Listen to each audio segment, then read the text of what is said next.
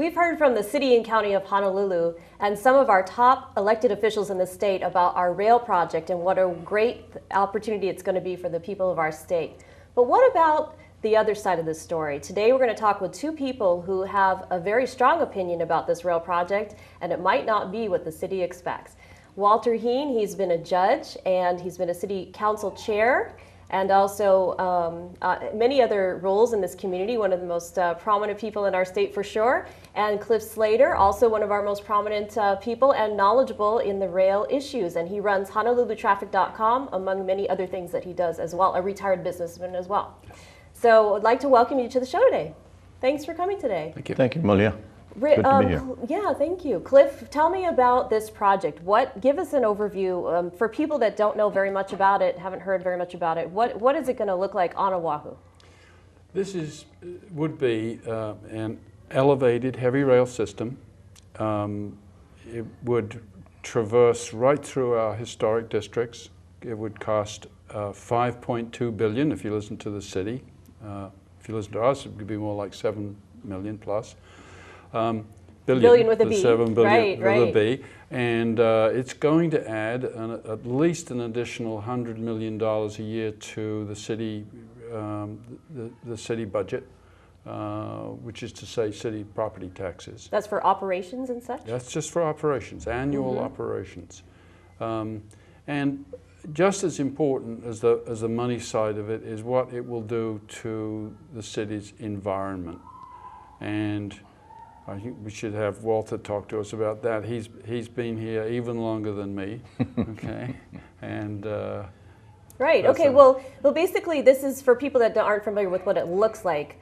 Walter, maybe you can explain it. Well, first, let me say that up to now, our battle, if you will, has been a back and forth with the city and with various other news sources over the real figures and the real accuracy of what the city is giving out to the people. We think that they've been less than candid on a lot of things, and that's what we've been trying to point out.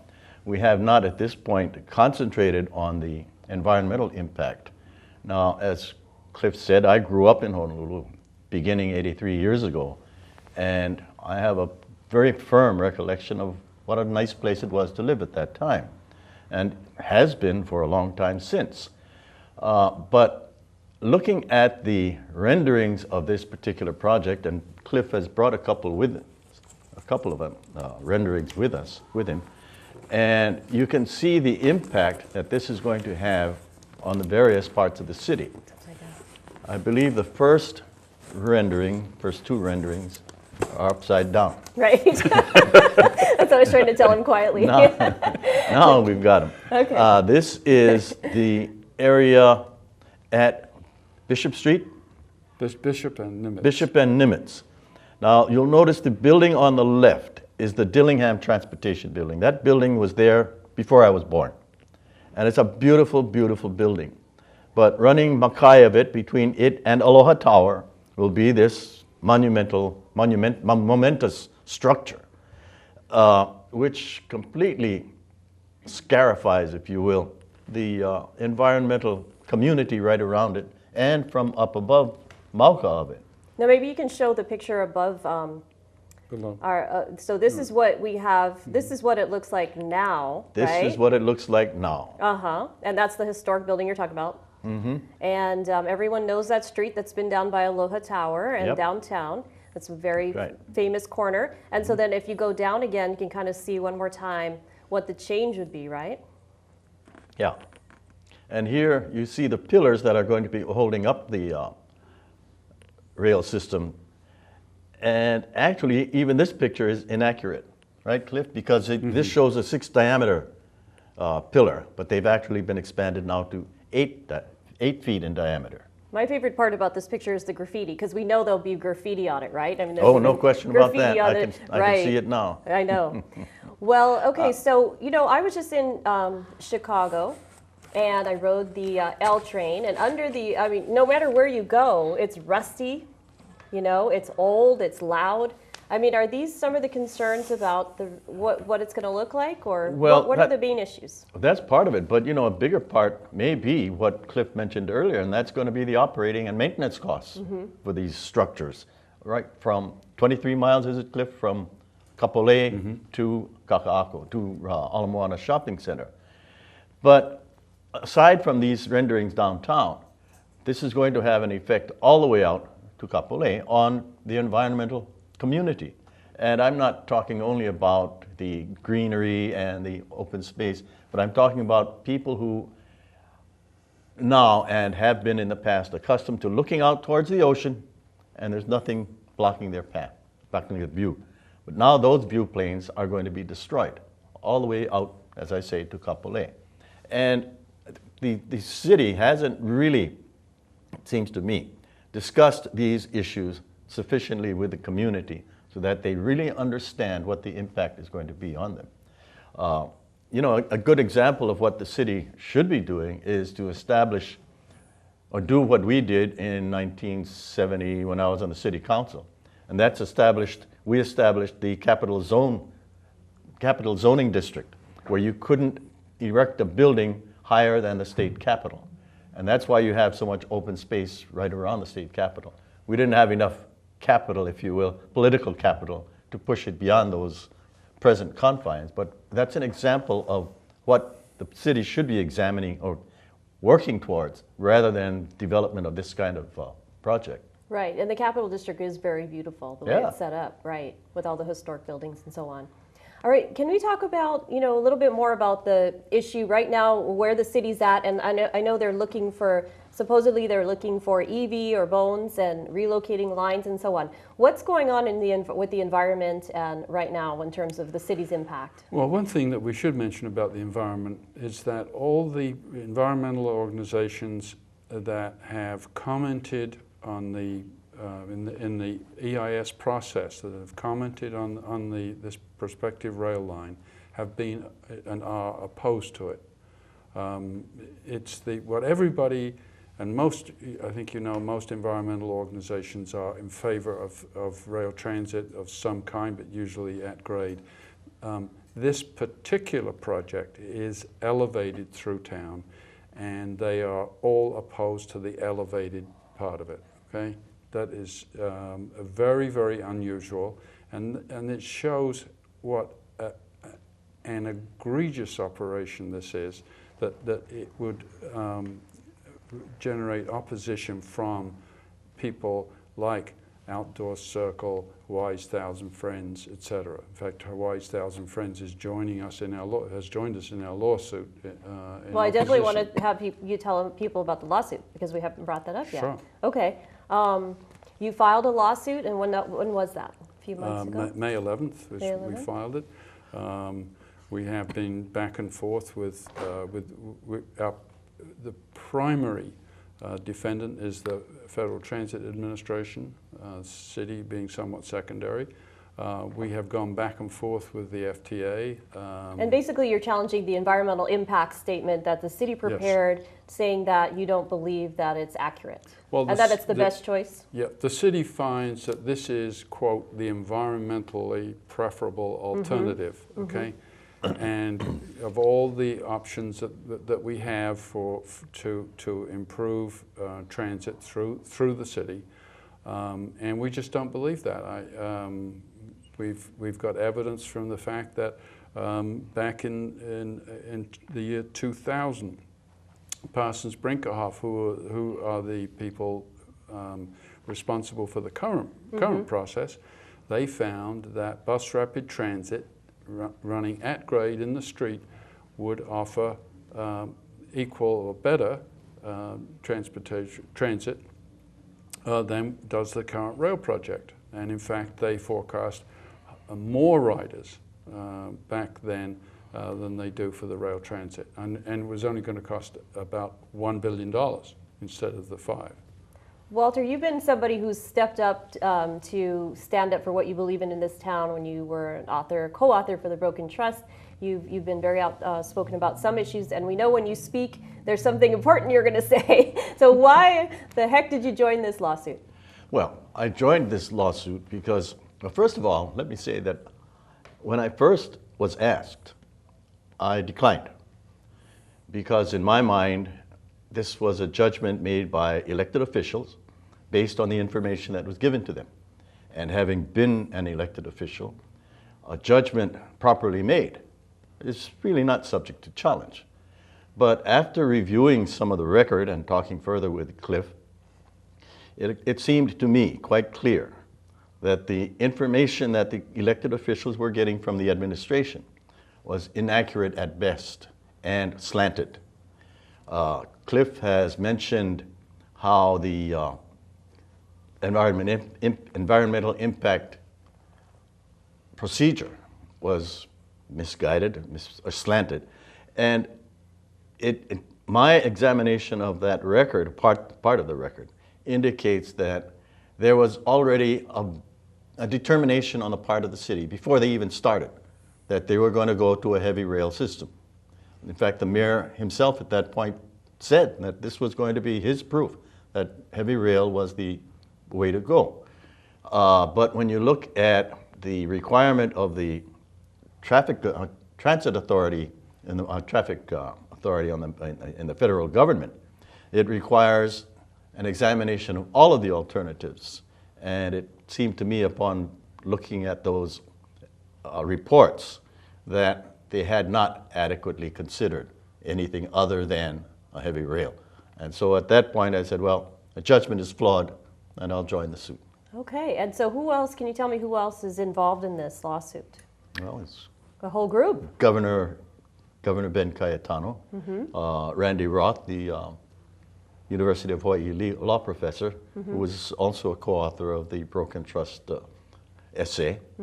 I'm not sure whether the environmental groups have yet joined. Well, Hawaii's Thousand Friends is original plaintiff. We've had requests, and we're going to incorporate the League of Women Voters and Life of the Land. We've also got Senator Sloan's Small Business Hawaii Entrepreneurial Foundation. And Dr. Michael Uechi. I think that is so there's a lot of interesting groups coming together because they're very concerned about this. Yes. Okay, so in terms of you know, what you're going to do now. I mean, the city is kind of they're already starting this. They already broke ground. They're digging and they're, you know, moving things around. Are they really? Is it really possible at this point to stop this project? Yes. Well, you've got to understand exactly what they're doing. Okay. What they are not doing. What they are not doing is starting construction of the rail line itself. They're doing test borings. They're moving utilities around, etc. But they are not, and they are not allowed to. The federal government will not allow them to start construction until such time as the federal government has given its final approval and has given it its approval also of the funding, okay, and that comes in the form of a full funding grant agreement, and they're allowed to do all these other things. That doesn't impact the federal government, okay? But there's some big risks there, and frankly, I believe that the city officials who've authorized all of these expenditures are not looking at the huge risks they take. A, that our lawsuit will be successful, or B, that the federal government will fund the rail line to the full extent of the $1.5 billion that we need in order to fund this. Congress at the moment, the House of Representatives especially, is opposed to rail transit because they find it is a waste of money, and we as a country at the moment are in no condition to be wasting any money. So they're opposed to that. Now, when we first started this thing, this whole project, this rail project, we kept hearing, you don't understand because you don't live on the other side. This is these poor people are stuck in traffic for hours and hours every day, and it's not fair to them, and you don't live in Eva, so you don't have any right to complain about this.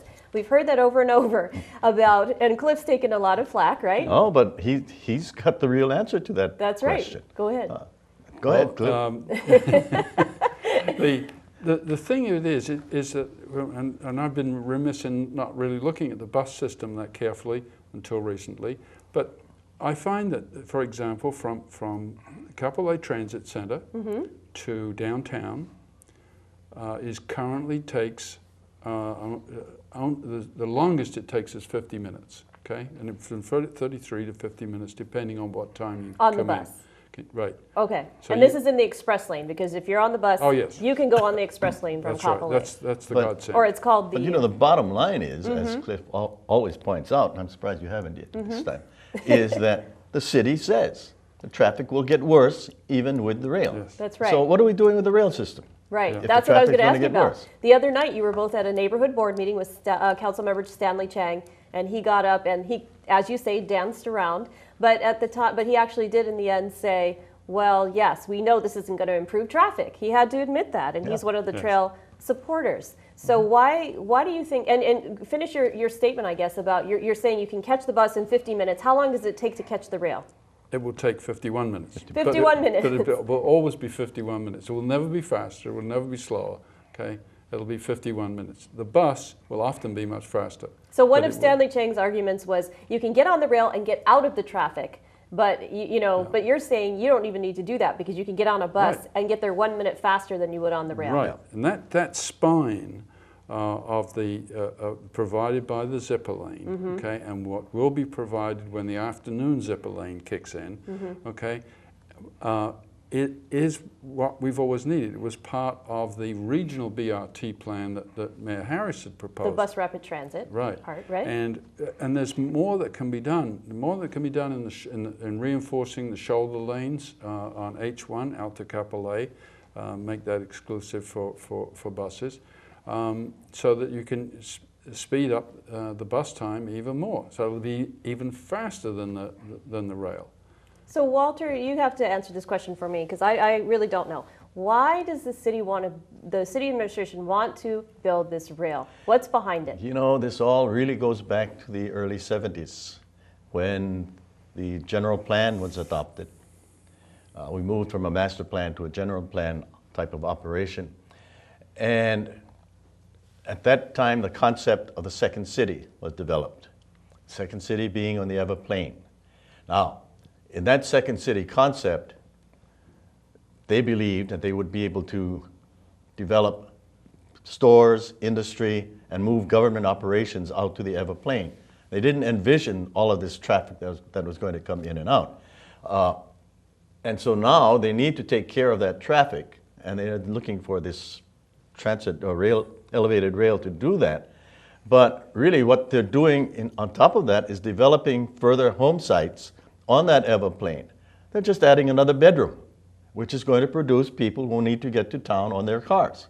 And they're not going to take the elevated rail system. So it's a catch-22. And also they're developing these transit-oriented development districts at the various stops, which is just another congestive manipulation of the environment. So what about, okay, so if you could take me for people that really don't have a good visual on it, you showed some pictures and actually you have 2 more to show. But if you're taking this from Kapolei to Chinatown, to downtown, to Ala Moana, what are people, you showed us what it's going to look like on Nimitz, but visually for people, how is this going to work? It's going to come down the freeway, it's going to go through Chinatown. How does it work? How does it look? Well, Go ahead, Cliff. It's going to go from Kapolei, basically on Farrington Highway. It's going to go right through Waipahu. And it's going to go to Pearl City Highlands, where there's a huge station. And then it'll go to the stadium, where there's another huge station. And then it'll go down through Chinatown, and it'll go along Nimitz Highway to Halekawila, and end up at the Ala Moana Shopping Center. So right here, this picture right here is the Nimitz Highway, right?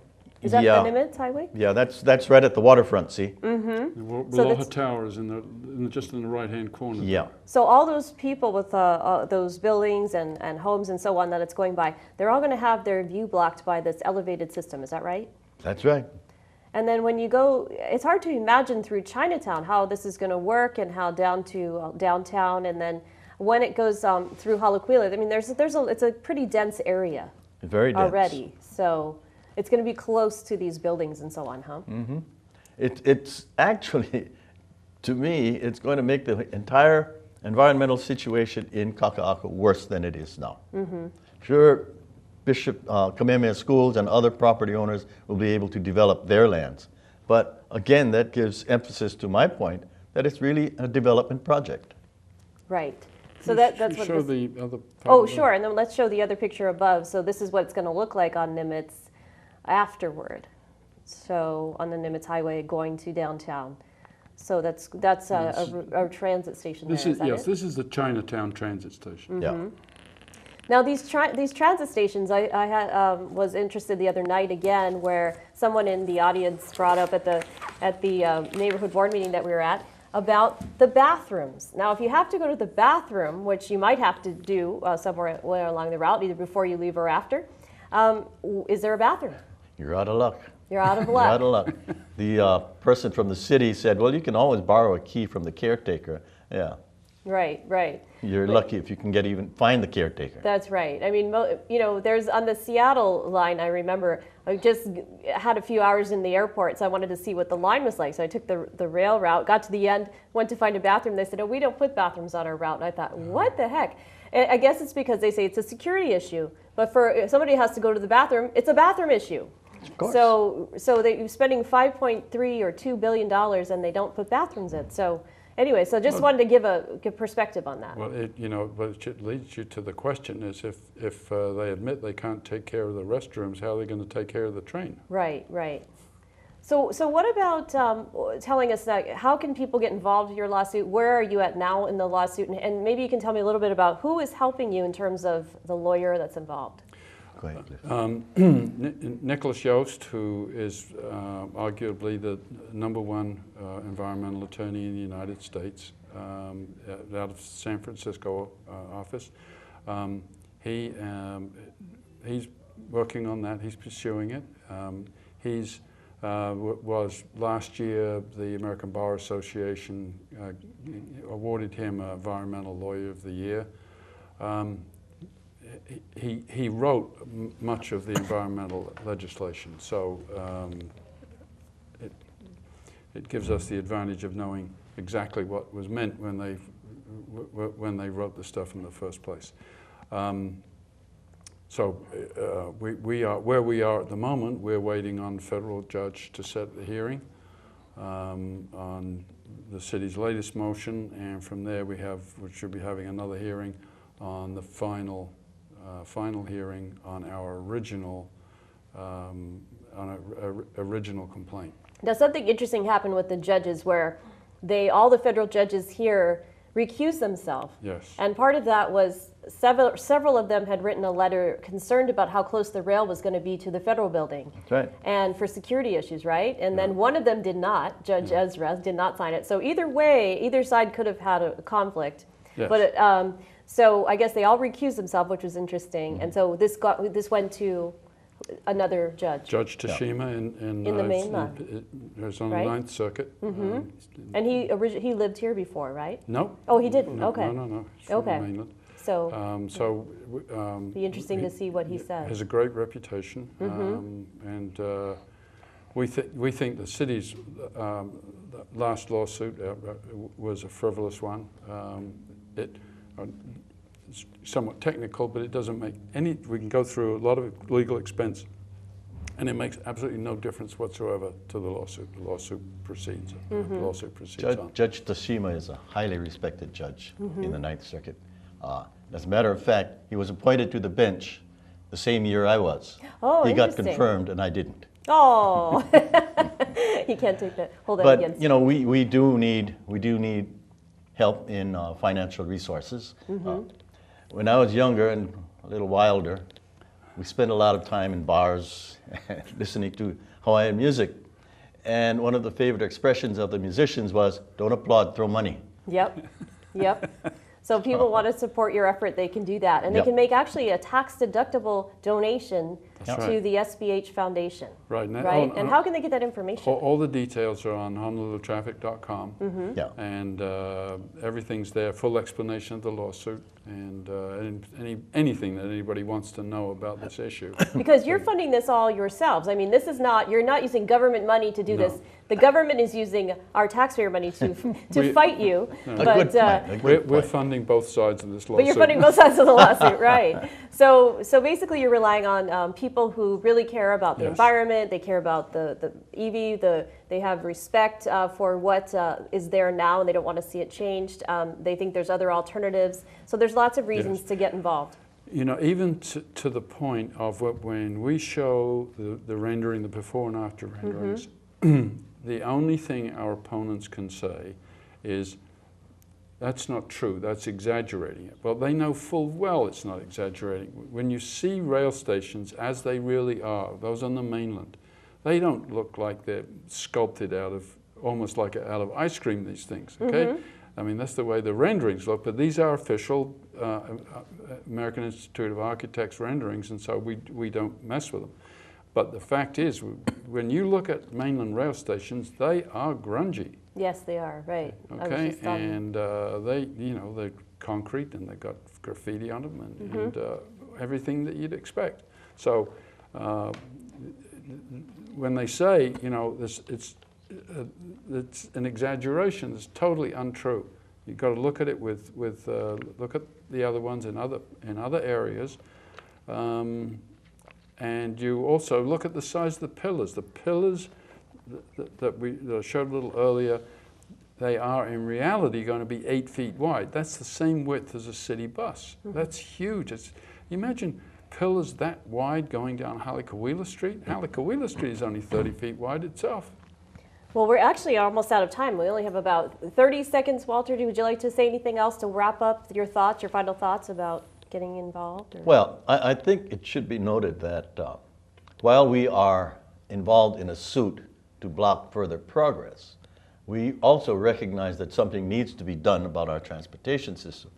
What we're really saying is that this is not the answer, and the answer was not fairly arrived at. Right. Cliff, any final thoughts? No, I totally agree. All we're saying is do this. This is it's a legal process, and they should follow the law. Right. That's all we're asking. Okay, so people want to get involved one more time, we can go to honolulutraffic.com. They can Yes. make a donation through the SBH Foundation.